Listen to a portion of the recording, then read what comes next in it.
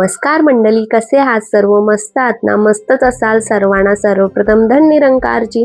तर आता आपण चाललोय प्रतापगडला. तर आलेलो आहोत आपण प्रतापगडवरती. आपण किल्ल्याच्या भुईकोट, गिरदुर्ग, जलदुर्ग याचबरोबर वनदुर्ग नावाचा एक प्रकार आहे. तर सर्व बाजूनी दाट जंगलाने, काटेरी झुडपाणी आणि रानवेलीने वेढलेला हा गड असा अर्थ होतो प्रतापगड. हे वर्णन अगदी चपलपणे लागू पडले म्हणून ह्याला प्रतापगड असे नाव पडले. खानाला आपण फार घाबरतो आणि खूप अपराध केल्यामुळे खानास भेटण्यासाठी आपण जाण्याऐवजी खानानेच आपल्या भेटीस प्रतापगडच्या पायथ्याशी दाट जंगलात यावे असा आग्रह महाराजांनी धरला. शिवरायांचे अतिनम्रतेचे निरोप आणि स्वतःच्या सामर्थ्याची घमेंड अफजल खानाला प्रतापगडच्या पायथ्याशी घेऊन आली. प्रतापगडच्या माजीजवळ शामिनी आत केवळ 2 व्यक्ती बरोबर घेऊन ही अशी भेट ठरली. बाहेर छोट्या अंतरावर 10 सैनिक ठेवण्याचे ठरविले. तर फायनली आपण गडावरती पोहोचलेले आहेत. हाय एव्हरीवन, सर्व तुम्हाला हाय करतायत. तर कसे आहात तुम्ही सर्वजण? तर असं तर आता इथे अशी गंमत घडली. जी ताई आहेत त्या आपल्याबरोबर ज्या आहेत त्यांच्या हातातून मंकीनी पिशवीच ओढून घेतली आणि आम्हाला प्रचंड हसायला सुद्धा आलं. आणि कारण त्यांना आहे ना माकडाने ना खायला नाही काय भेटत. आणि आपण आता चढत आहोत गड. तर बघा गडाचं म्हणजे आमच्याबरोबर जे पिल्लू आहे ते पिल्लू म्हणजे आमची राही 2 वर्षाची आहे आणि ती गड कसा चढते बघा. एवढीशी चिमुकली मुलगी गड चढते. मला खूप अभिमान वाटतो तिचा. तर आता आपण चढत आहोत गडावरती. खूप मजा केली आम्ही. तर आमचं प्लॅन असं होतं की घरातून जेवण वगैरे घेऊन जायचं आणि बाहेर कुठेतरी खायचं. परंतु इथे आल्यावरती इतकं प्रचंड धुका पडला होता आणि पाऊस सुद्धा होतं आणि इतकं थंड वातावरण आहे ना, कारण हे महाबळेश्वर जवळच आहे प्रतापगड. तर त्याच्यामुळे हे महाबळेश्वर तुम्हाला सगळ्यांना माहिती आहे थंड हवेचे ठिकाण आहे. तर इथे इतकं थंड होतं आणि माझी सृष्टी तर पूर्ण कापत होती. तर म्हटलं तिला माझं जॅकेट वगैरे घातलं.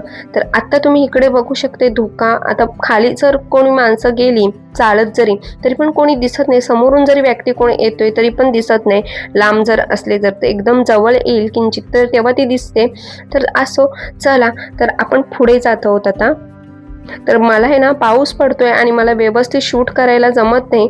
तर काकीनं म्हटलंय तुम्ही सृष्टीला पकडा आणि आमचे शेट पाठवून चालत येत आहेत बघा. तर सृष्टीला पकडायला काही सृष्टी पप्पाकडे जात नाही. खाऊ वगैरे देते तरी पण तिला जायचं नाही.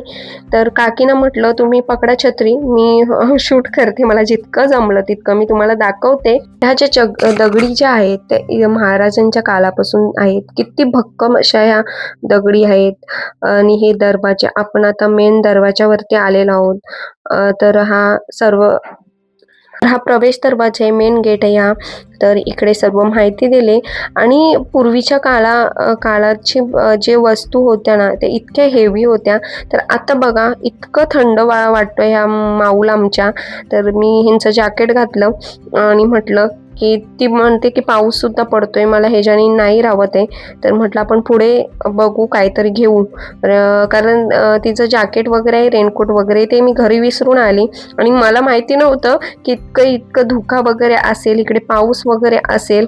तर आता आमची चिवू बघा कशी चालते. हे बघा किती 2 वर्षाची आहे आणि सर्व व्यवस्थित अख्खं गड ती चढले. तर सृष्टीच्या पप्पाने तिला उचलून घेतले. तर चला आपण पुढे जाऊयात. तर आम्हाला प्रचंड भूक सुद्धा लागली होती. इकडे आसपास काय आहे, महाबळेश्वर हे थंड हवेचे ठिकाण आहे, तुम्हाला सगळ्यांनाच माहिती आणि प्रसिद्ध सुद्धा आहे. तेथील प्राचीन महाबळेश्वर व अतिलेश्वर मंदिर सुंदर आहेत आणि महाबळेश्वरच्या मंदिरातील स्वयंभू शिवलिंगातून 5 नद्यांचा उगम एकत्र दाखवितात. ते सुद्धा तुम्हाला माहिती असेल. कधी महाबळेश्वरला आलात तर तिकडे सुद्धा फिरायला जा. प्रतापगड सुद्धा खूप छान आहे. आता आम्ही गेलो श्री भवानी मातेच्या मंदिरामध्ये. तर भूक सुद्धा प्रचंड लागली होती आणि इकडे आजूबाजूला परिसर खूप छान आहे. पारगाव आम्ही नेक्स्ट टाइम आले होते तर इथे साप पकडलेला म्हणजे बॉटलमध्ये पकडलेला, तिने हात वगैरे लावला नाही. तर इथे पार गावामध्ये श्रीरामवर्धनीचे मंदिर सुद्धा आहे. तर दसऱ्यामध्ये खूप मोठा उत्सव होता. तर हे जे लोक माझं रेग्युलर व्हिडिओ वगैरे बघतात त्यांना माहिती आहे, मी मागे सुद्धा एक व्हिडिओ प्रतापगडचा मी शेअर केला होता. आणि इथे ज्या मंदिरामध्ये आले, हे पहा मंदिर म्हणजे महाराजांनी किती कष्ट घेतले असेल, त्यांचं कौतुक करावं तेवढं कमीच आहे. तुम्हाला मी अजून काही गोष्टी दाखवते. तर इथे हस्तकला वगैरे आहे, खूप छान आहे बघण्यासारखं. परंतु वस्तू ज्या आहेत ना त्या महागड्या आहेत, जे ना परवडतात ते घेतात. असो, तर इकडे बघा जातय, टोपल्या वगैरे जेही काही आहेत ते पूर्वीच्या काळातले आहेत, ते अजूनही जशाच्या तशा आहेत. आणि हे आमचे पाखरू डान्स करत होते दोघेही. तर तिकडे सृष्टी आहे आणि इकडे राई आहे. तर खूप त्यांना मजा येत होती पाण्यामध्ये दोघींना सुद्धा. तर मला व्हिडिओ शूट करायला देत नव्हते आतमध्ये, परंतु मी थोडंसं रिक्वेस्ट केली, म्हटलं द्या. तर म्हटले ठीक आहे घ्या. लपून छपून काढले मी, कारण सर्वच देत नाही. कारण इकडे दसऱ्याला आहे ना प्रचंड गर्दी असते, खूप मोठा उत्सव होतो इकडे मला दसऱ्याला. आता यांचे नातेवाईक सुद्धा इथे प्रतापगडवरती जे गाव आहे तिथे आहेत, परंतु आपलं एवढं जाणं येणे होत नाही इकडे. तर आता आपण इकडे माझा भाऊ आहे आणि इथे मला शूट करायचं होतं. तर ते मला बोलले की कर. ते बाबा होते केदारेश्वर मंदिरामध्ये मी आली. तर इकडे ॲक्च्युअली शूट करायला मनाई आहे, परंतु मी केलं. बाबांनी मला दिलं त्याबद्दल खूप खूप बाबा धन्यवाद सुद्धा म्हटलं मी.